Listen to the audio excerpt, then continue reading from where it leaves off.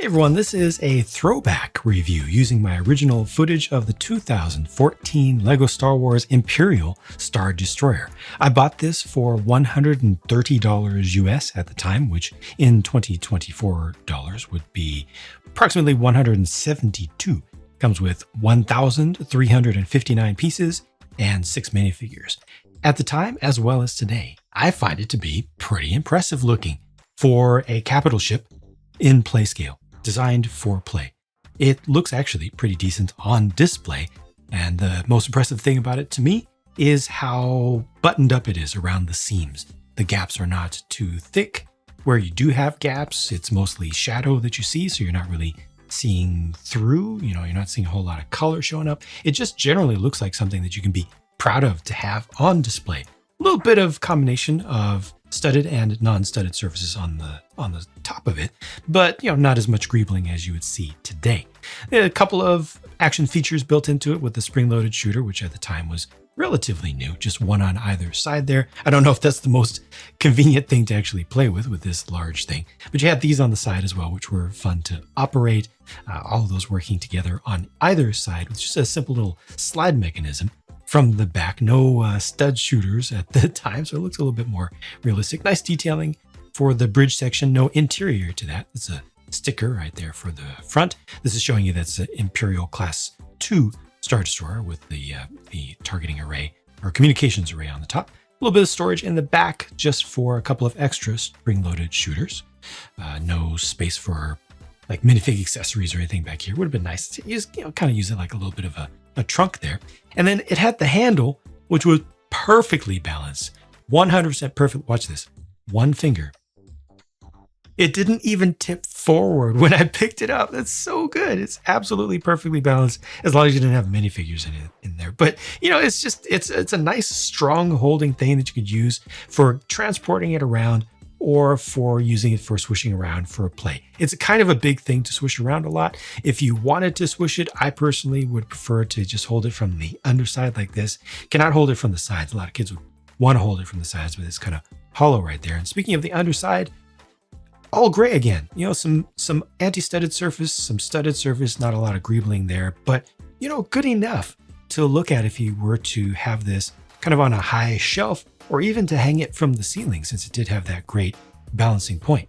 To get to the inside, you first take off this large sub-assembly, which has a lot of the vertical kind of building structures that are on the top of the Star Destroyer, and it includes also the cannons here. I was worried when I first saw pictures of this that it would flex like a butterfly, but it's fully located with the clips on the top as well as on the bottom, so this always stays together. Just like this, it's easy to put back and it basically self-aligns. With that removed, you just basically open up the entire thing and just flatten it out. Look at this surface. Look how large this surface looks. It looks like this huge play surface, but unfortunately, all this is anti-studded surface. So you can't really attach figures all out there, even though it kind of looks like it. You can see the build for the Technic brick-based build all around the kind of the equator of it, as well as the spine going down the center. It's not a whole lot, the structural section of it that gives it its strength isn't too thick here, so it's fairly skeletal and leaves you plenty of room on the inside for minifigures to be placed around there. In the front, this is what's basically the bridge. Obviously, it's not in the right place at all, but that's fine. You get the little catwalk there, so you can put Vader and other figures, kind of looking out at the battle. You have to imagine it a little bit. And then the pits on either side where you can put different figures down there with a couple of them standing, a couple of them seated.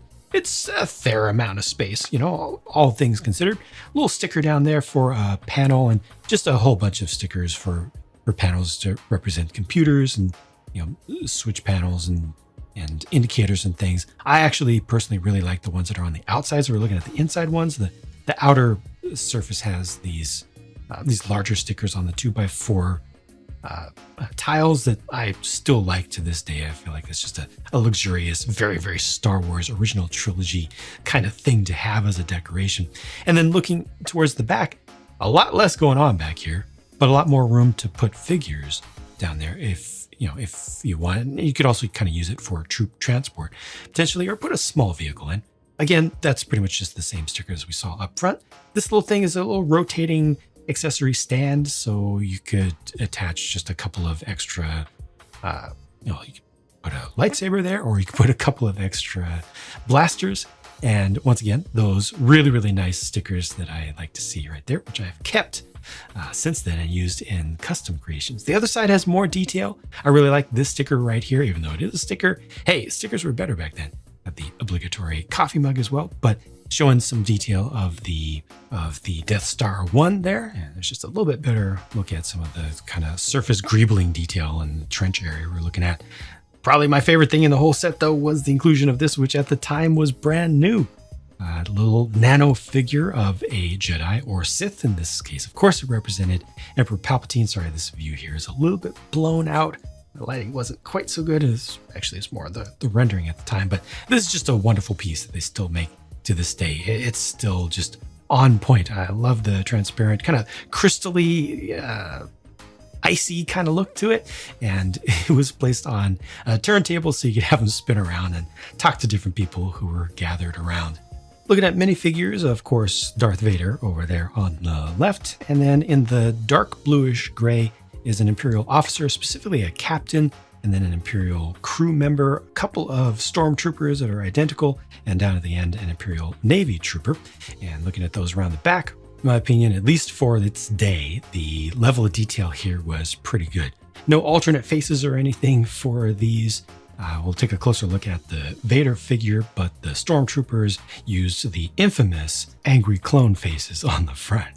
Taking a closer look at Vader specifically, this was, I believe at the time, a brand new version of him with the tan head. Lots of detail on there. The choice of the light nougat or light flesh tone for the accents around the eyes was interesting, but the print on the back I thought was really good, to show the extra battle damage from time there. And, no printing for the arms, no printing on the sides of the legs or anything, but overall, I think the print detail was pretty good. Remember this head though? Sorry about the fingerprint. Remember this head, this helmet? My gosh. We used to love that. And when the new one came out, I was like, oh, it's different. Different is bad. The newer one definitely has him looking up to the sky. The proportions of this one were terrible by comparison, but at least this one's looking more forward. And finally, last but not least, the mouse droid. Now, this mouse droid design, in my opinion, was absolutely perfect and could never be topped and will never be topped. Set also came with this very nice Return of the Jedi themed poster. It was folded up, but still cool. Again, this was $130 US when I bought it in 2014, which sounds really good for 1,359 pieces. But if you're going to be at all reasonable and fair, you have to adjust for inflation when talking about value of something many, many years down the line. This is a decade down the line, and today this is $172 worth of stuff, or $172 $2024 worth of money that I spent on this thing. And that really puts things into perspective. Thankfully, like I said, this does stand the test of time. I think it still looks really good. I'll talk about newer sets as they come out, but this one, as it was, I think is and was a very, very nice set with a very respectable selection of minifigures, good durability, good playability, good displayability. Couldn't have really asked for all that much more, especially for its size and as something that was intended to be specifically for kids to play with. So all in all, very happy with this one. Happy to be able to take a little look back at it for a little throwback as I pass 11 and a half years of full-time, independent, not sponsored LEGO reviews. Thank you very much for watching. Hope you enjoyed this and hope to see you again soon. Bye for now.